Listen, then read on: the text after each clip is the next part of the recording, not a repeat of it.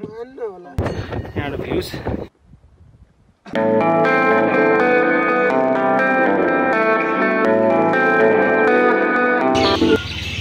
Hello everyone, it's me Anish Shah. Welcome to my channel. आज चाहिँ हाम्रो यात्रा सेरथोक सुन्दरको। आज चाहिँ हामी चितवन हुँदै बुटोलसम्म रहन्छ। त्यहाँ गएर आज हामी बस्छौँ, त्यसपछि बल्ल भोलि चाहिँ त्यहाँ निस्किन्छौँ होला। अहिले चाहिँ म घरमै छु, अम्लेगनमा खाना खाएर रेडी भएर ब्याग प्याक गरेर बाइक पनि रेडी छ। अब केही बेरमै निस्किने हो। ल गाइस, अब हेर्दै जाउँ कस्तो हुन्छ भिडियो। मसँग जोडिरहनु होला, अन्तिमसम्म हेरिरहनु होला।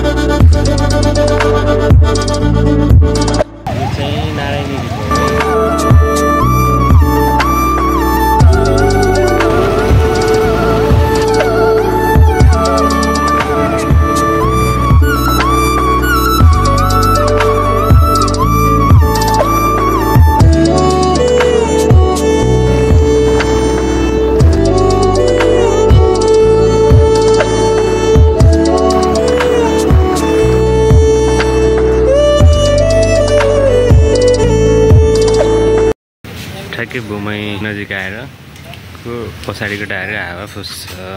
अब यहाँ 5-10 मिनट बनाउँछौँ। बाइक वाल परेर रहेछ टायरमा, पछाडिको टायरमा बनाएर अब निस्किने। फाइनली हामी आइपुग्यो घोराईसम्म आज। अब यहाँ आज यहीँ बस्छौँ, त्यसपछि भोलि बिहान यहाँबाट चाहिँ कहाँसम्म हुन्छ जाजरकोट चाहिँ क्रस गर्छौँ। त्यसपछि हेर। Good morning everyone. हाम्रो चाहिँ सेरथोक सुन्दर यात्राको आज दोस्रो बिहानी। हिजो राति चाहिँ हामी अम्लेगञ्जदेखि निस्केर भैरवमा किरण ब्रदर र हाम्रो सागर ब्रदर दुईजना साथी जोडेर 3जना भएको थियो। भएर चाहिँ अहिले हामी यहाँ घोराई यो झुन्डेला होटेलमा यहीँ आएर बस्यौँ। अब यहाँबाट हामी अब एकछिनमा यात्रालाई कन्टिन्यू गर्छौँ। अब यो चाहिँ हामी बसेको रुम। हाम्रो साथीहरू लगभग रेडी भइसकेका छन्। यहाँ पोज दिँदैछन्। किरण ब्रदर है हाम्रो, ऊ चाहिँ सागर ब्रदर। हेलो।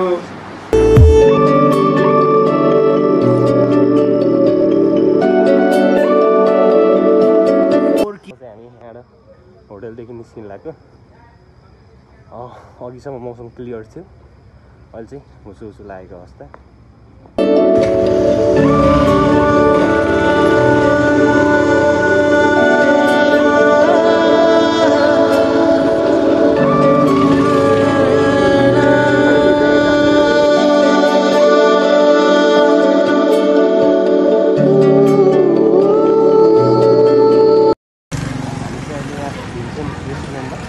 आज खानालाई रोका छ।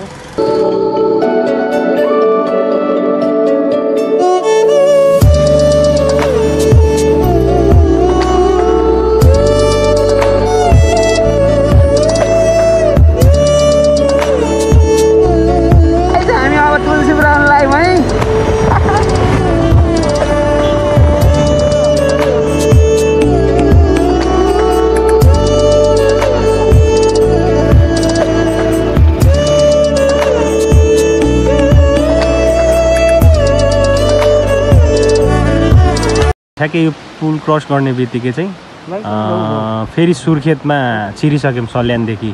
यो चाहिँ भेरी नदीको पुल है, तल चाहिँ पक्की पुल छ।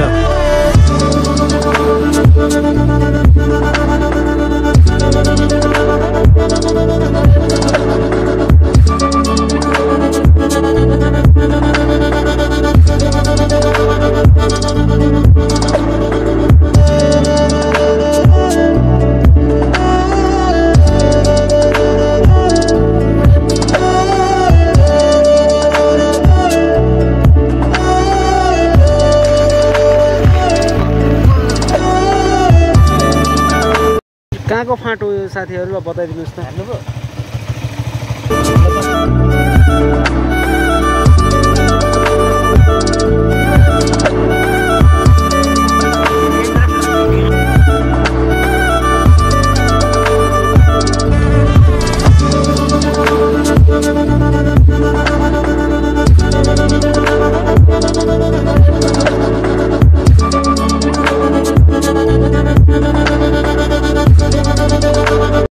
अहिले चाहिँ हामी भेरी नगरपालिकाको चाहिँ फेरा जाजरकोटसम्म आइपुगेका छौँ।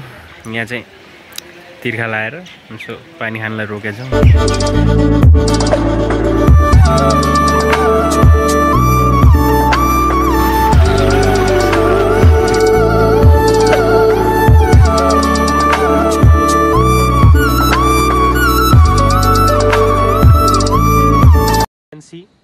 खलङ्गा आइपुग्यौँ है, जाजरकोटको सदरमुकाम खलङ्गा।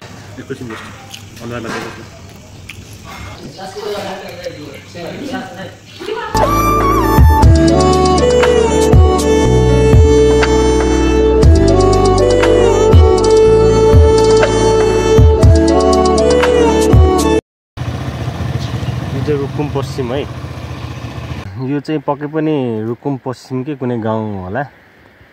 यहाँ पारी देखिरहेको गाउँ चाहिँ अलि भिडियोमा क्लियर नभए पनि गाउँ चाहिँ राम्रै छ, बाटो बस्ती छ।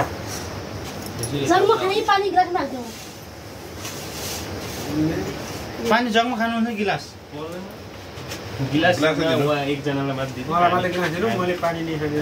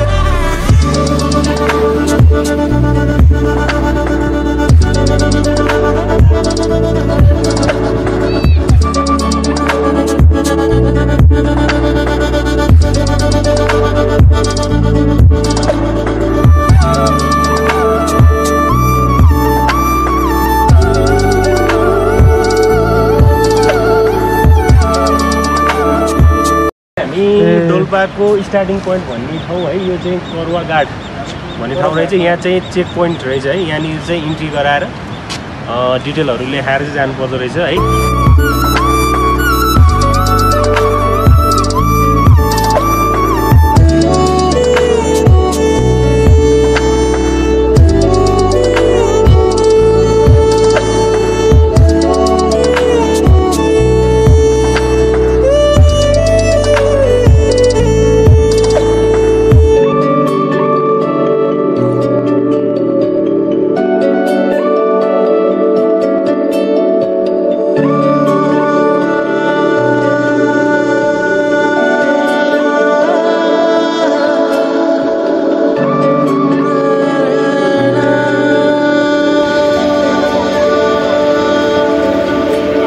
हामी चाहिँ यहाँ पानी खान रोकेका थियौँ। यहाँ चाहिँ धाराको पानी, यहाँ तल खोला हो कि अब कहाँबाट हो है।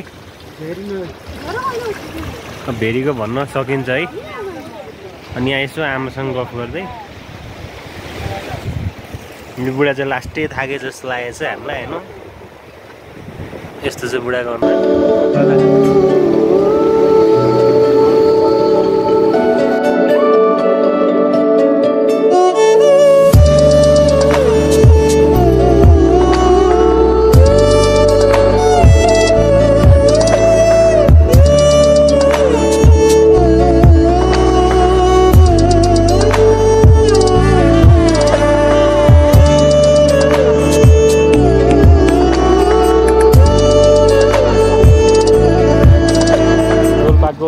बगर भन्ने ठाउँमा आइपुग्यौँ।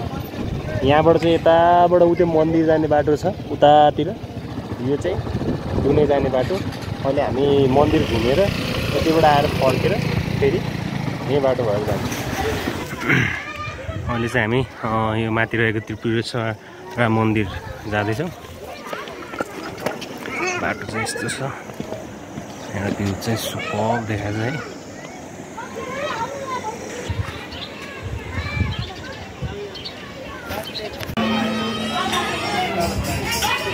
यो चाहिँ त्रिपुरेश्वर मन्दिर।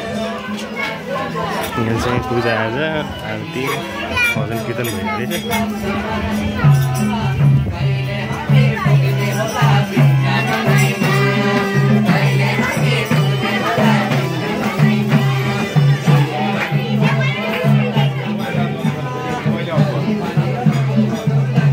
मन्दिर परिसर चाहिँ यस्तो छ है।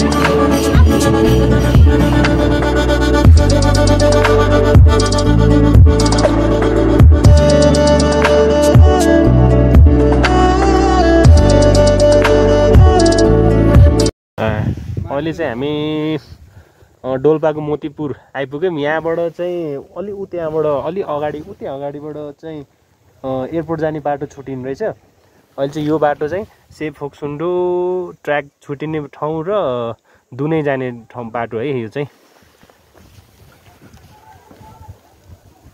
ठुलो भेरी नगरपालिका रहेछ है। यो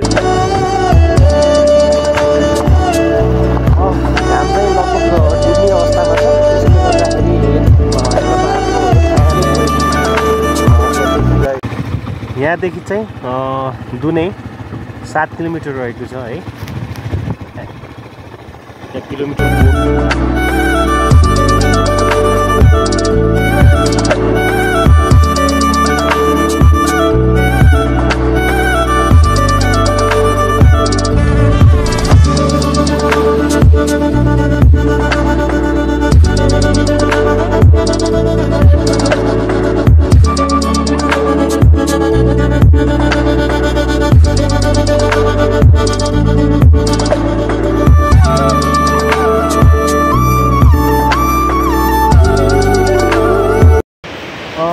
अहिले चाहिँ हामी ठ्याक्कै आर्मी ब्यारेक यहाँ चेक पोइन्टमा आइपुग्यौँ होइन।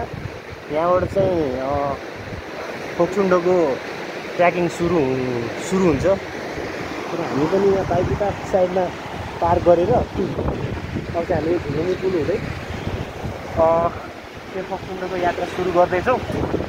अब चाहिँ मजाले हिँड्नुपर्छ।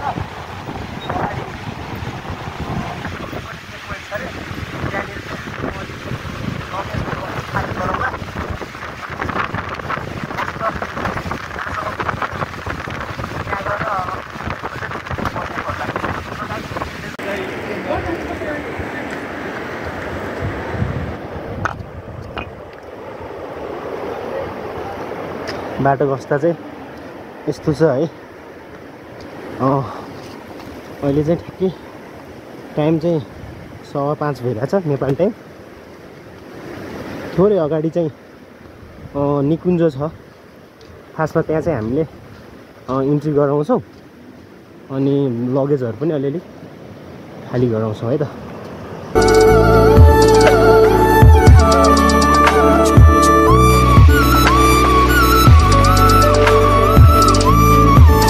अनि यहाँ चाहिँ टिकट काटेर हामी प्रस्थान गर्छौँ।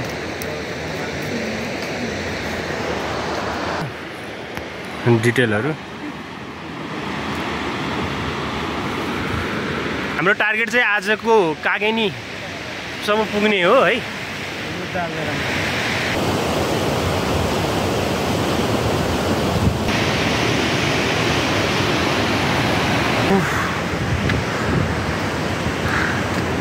हिँड्दैछौँ, बाटो अलिअलि कुनै कुनै ठाउँमा अप्ठ्यारो देखिन्छ। कागेनीमा आइपुग्यौँ है। करिब 2 घन्टा हिँडेँ मलाई त्यहाँ चेक पोस्टदेखि। अहिले समय 7:15 भयो। 7:15 गएको छ। होटेल चाहिँ यही हो। होटेल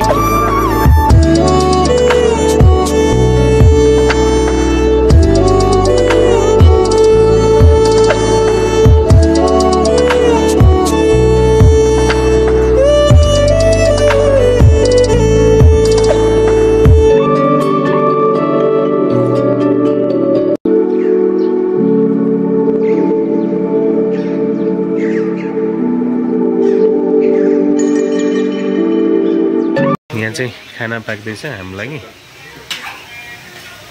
अहिले चाहिँ हामी चिया पिउन लाग्यो। यो चाहिँ गेटवे होटेलको किचन यस्तो छ भित्र।